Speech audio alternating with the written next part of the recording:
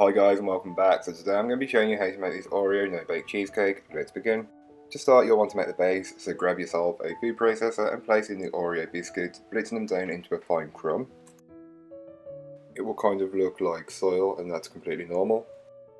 You can then go ahead and grab yourself a large bowl and place in the Oreo crumbs along with the melted butter and give it all a good mix just to incorporate.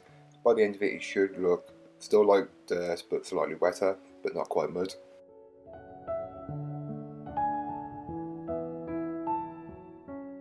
You can then go ahead and transfer the biscuit mixture into a 6-inch cake tin and just compress it down, either using the back of a spoon or the smallest cup measurement you've got, whichever works best for you.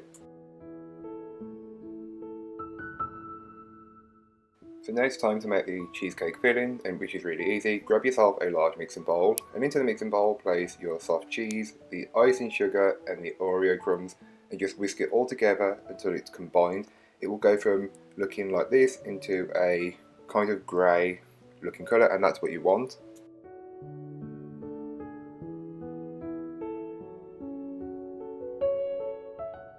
As you combine the ingredients, you'll notice that the mixture does hold its shape very well, and that's what you're looking for at this stage.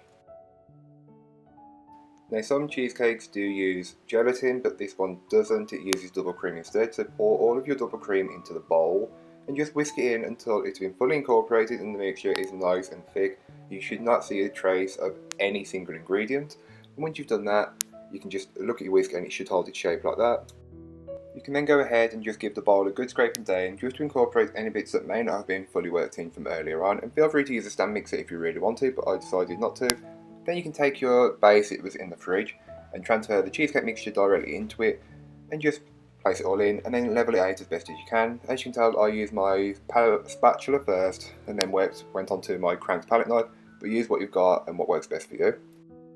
You'll then want to place it in the fridge for a minimum of 6 hours, but overnight is best. So the following day, you'll just want to remove the cheesecake from the tin and place onto a stand or a plate.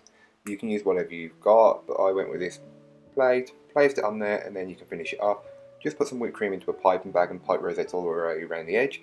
Then this is optional, but I just put some whole Oreos on. I recommend not doing this until you intend to serve it, as they go soft when you put it back in the fridge. I had some leftover Oreos and I just crushed them up and sprinkled it on the whipped cream. So thank you so much for watching. I hope you enjoyed. If you did, don't forget to like, comment and subscribe for more from me, and I'll be back again next week with some more videos for you, so join me then. But in the meanwhile, don't forget to check out the description of the video. There'll be a link to this recipe directly, a link to my blog and all of my social media, so don't forget to check them out and follow me over on there. But that's all for today. Bye guys.